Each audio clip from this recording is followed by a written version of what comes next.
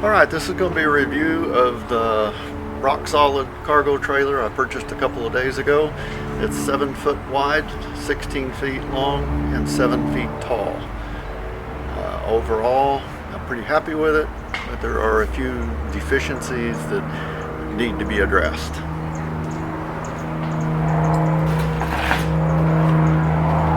When you get the trailer, they have you sign a piece of paper that you'll tighten the lug nuts after 50 miles. Sorry for the airplane noise, I'm near an airport.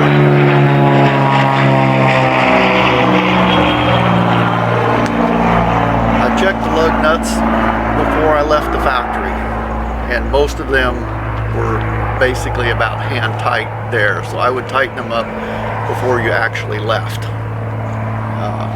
The other thing I noticed is there were no wheel weights. They didn't balance the tires. There's a tire place, Anderson Tire, just about a mile from the trailer place. So I stopped there for $30. They balanced all of the tires.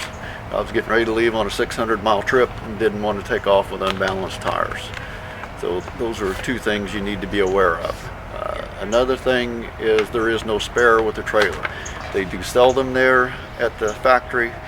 For the 5 lug, it was $150 for a spare wheel and tire.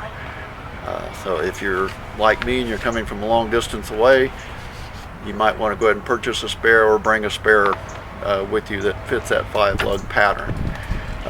The other disappointing thing to me is the hubs, or the Easy Lube hubs, and after 100 miles I stopped and 2 of them were warm. They weren't hot, but they were warm. And doing some research, what I found is sometimes those hubs have sufficient grease in them from the factory, sometimes they don't.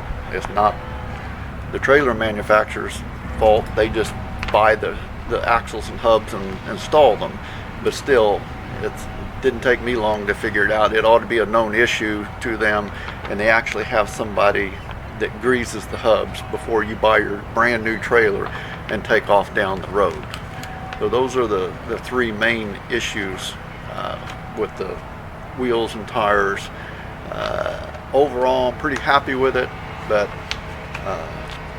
there's also a little bit of a wiring issue. When all the cross members where the wiring goes through, they did use grommets, and all of those look nice. But there are 2 areas where they come out of the cross members and start to go up through the wall that they just blew a hole in one of the frame members with a torch, and the wires roughly go through it, and then the metal on the bottom of the wall where it goes to, the same thing. So I'm going to have to insulate those to keep the wires from shorting out after a period of time.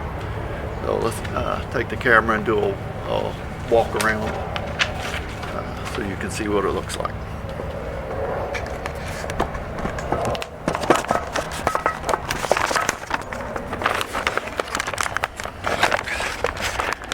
Say this is the 7 by 16 with 7 foot tall.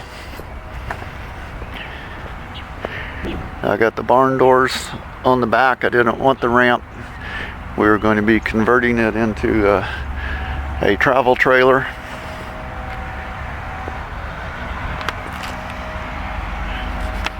The sides look pretty well. They're pretty straight. There's a few little areas where the metal is not down good. It would have been nice if they would have ran a bead of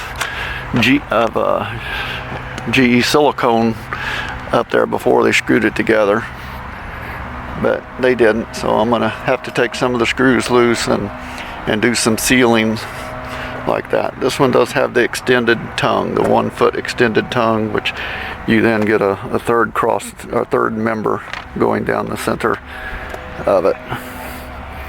All in all, I'm like I say, I'm happy with it, other than a few of the wiring issues and the issues with the tires not being balanced and lack of lubrication on the axles. To me, there's no excuse for that. This is another thing here. These lights that are on the fender, the wire is supposed to run through here and into the wall and be protected.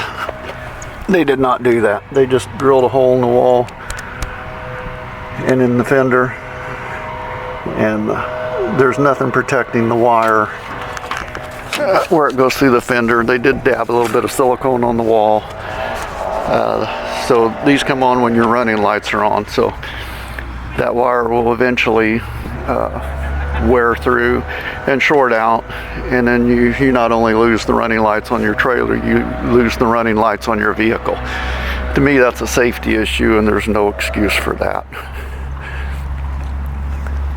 I was a general contractor for about 20 years, and I used to have what I called the 5-100 rule, where 5% more effort yields 100% better product. This is probably more like a 2% more effort would have resulted in 100% better product. This is the interior. It's got the 1-inch metal tubing on the ceiling and some sort of liner between it and the galvalume roofing. The walls are 3/8 plywood. The floor is supposed to be 3/4 inch plywood. I did notice they were very skimpy on the number of screws they put on the floor. So I asked them at the factory if I could have some screws for the floor and also some of the white screws on the exterior. And they were very happy to give me some bags of screws. So I was happy that they were at least accommodating for that. So if you're buying one of these, just know there's a few things you need to do before you even leave the factory. One, take a 4-way with you to tighten the lug nuts before you even leave the factory, and take a good grease gun with you. I had to stop at Advance Auto and buy that one so I could lube these axles. You shouldn't have to do that, but you do. So if you're buying one, go prepared. It'll make life easier than having to go around and buy stuff in order to make it safe for you to pull your trailer home. Also the tires, just know that you need to get them balanced before you leave. When I was there was one guy getting ready to head off to California, and hopefully he's going to make it without any problems. But and he figures out the axles need to be lubed and the tires need to be balanced. By the time you're into even a 600-mile trip like me, an out of balance tire, it's already going to have a bad wear on it. That's going to last the life of the tire and shorten the life of the tire. So it's just ridiculous that that's not done, but that's part of it. Make sure we've got everything here, the wiring. Okay, one thing that I do want to show you is I looked underneath, because one of the things that people had written reviews about was the undercoating was very thin to non-existent. Hopefully the camera will focus. The plywood underneath, you can see every grain in it. It's a very, very thin paint that they put on it. Now the cross members, you can see they're already starting to rust. 3 days ago when I picked this up at the factory, I looked underneath, there was no rust on it at all, period. But it's already getting starting to rust. So I've got some Rust-Oleum paint, and I'm going to paint that this morning and try to head off any issues.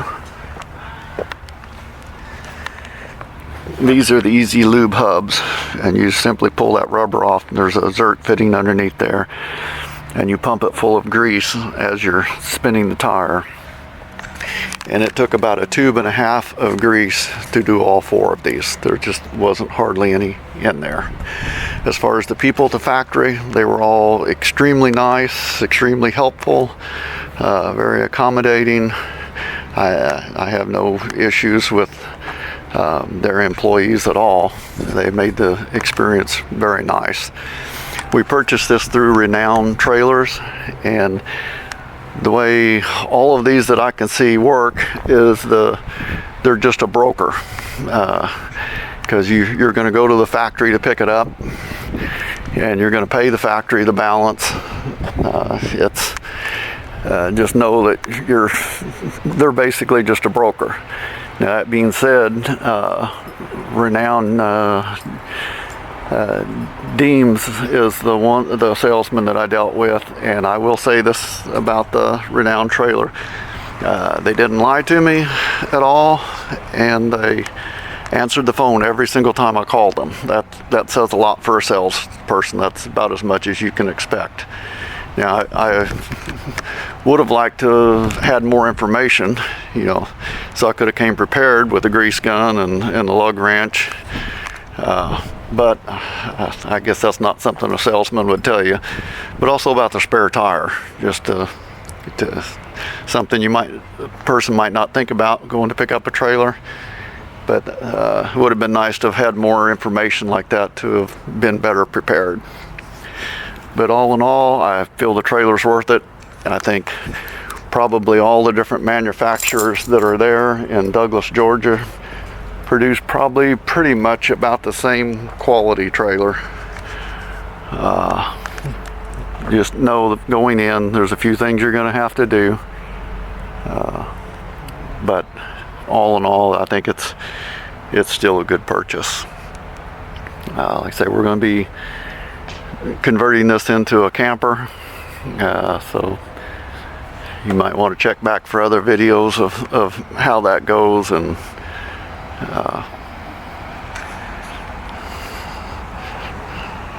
all right, I think that will do it for this review.